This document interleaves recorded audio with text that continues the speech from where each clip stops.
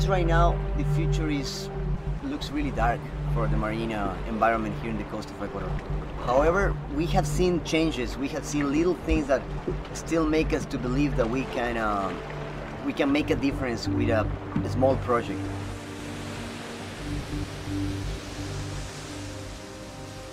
My name is Andres Vaquero. I am the director of Equilibrio Azul. Our mission is to protect the marine resources of Ecuador. We saw that it was very little done towards marine conservation in the country, and we thought it was a good opportunity to start something dedicated towards the care of the ocean. Marine conservation in Ecuador, unfortunately, like probably in the rest of the world, is pretty dramatic. You know, things. There's the three issues that we had. Like we put too much in the ocean. We throw garbage. We throw water from cities, sewage waters. Everything ends up in the ocean. We take too much out of the ocean because we got overfishing all over the place. We fish for sharks. There's bycatch. There's incidental things, and we also destroy the ocean ecosystem. Like, for example, if we go to this island, Salango, it's probably one of the main reefs of Ecuador, and once we scuba dive and we see the impacts that we are creating just by throwing an anchor, we can understand this idea of destroying the ocean ecosystem. And that happens again with the shrimp trawlers, just sweep the floors, destroy everything. We're getting to a point where we might not be able to return things to how they were. Our main objective is to bring information, bring data, bring scientific research to create information for the authorities and for the public in order to protect our resources. More of our work is focused toward sharks research. That's mainly going out there in the fishery, in several fisheries, and measure all the sharks that we can get.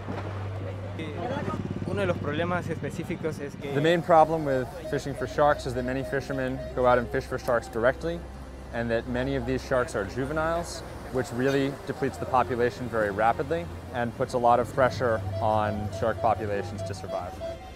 Our goal is to work together with the fishermen in order to find an equilibrium, like a balance between fishery and harvesting them. Unlike sharks, sea turtle are protected in the country, and people seems to be more friendly towards sea turtles. Thankfully, we've been able to establish and set some beaches that are really important to nests. This animal was found in Puerto Lopez on the beach by one of our volunteers. We usually get calls or people that tell us that there's a sea turtle, there's a sea lion, there's a sea bear someplace, and we'll go and get it and try to do as much as we can.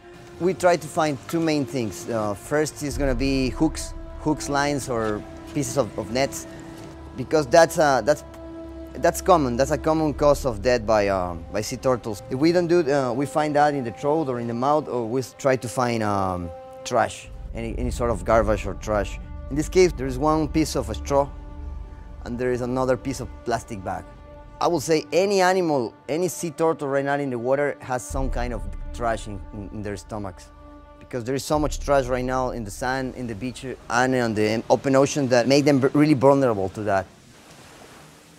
Any work, any research, any scientific work that we do, or plan or suggest, is meaningless if we don't involve the local community. So working with fishermen, hiring fishermen in our staff, consulting them, presenting data to them is very important. They are not the bad guys and we are the good guys. It's just a situation that we have, we just need to find a balance. So before I worked with Equilibrio Azul, I really didn't think about all these things about conservation. And when I started working with turtles, when I started working with the shark program, suddenly it opened my eyes to a whole new universe. I believe that we need to have more involvement of the fishermen into our organization. I've talked a lot to the fishermen, and they keep telling me that because of the big fisheries, they have to go farther and farther to get fish. The fishermen blame the industrial fisheries. I believe, and all the fishermen around me believe, that the shrimp trawlers are really responsible for the disappearance of the fish stock in the area. The social involvement also involves education. Education is a key part of any project that we want to develop.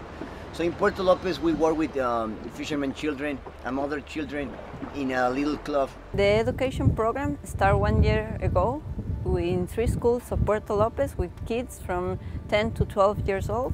In the Eco Club, we work especially with the problem of the garbage in the town, because that's one of the main problems of the conservation of the ocean, especially with sea turtles. A lot of turtles die because of the garbage, and here people doesn't care about the garbage and they don't know the problem that this means. The kids are going to be the fishermen of the future, and if they don't care about the sea and they don't care about the life, it doesn't matter what you do. It's not going to work. So it's really important, education. It's really important to make the kids feel that the conservation is important, because otherwise everything that you do is not going to make a difference. A lot of what we have done, since the ocean is so big and the area that we're trying to cover is so vast, couldn't be possible without the help of volunteers. Just people from all over the world come to Ecuador and say, all right, what can I do to make this world a better place? Well, what I would say to people elsewhere is just think globally and not locally. I mean, just by saving water, saving electricity, avoid plastic bags. Those little single things can change the way things are doing right now. Because it's everybody's problem right now. And it's not like somebody far away in a beach that is going to save it for you.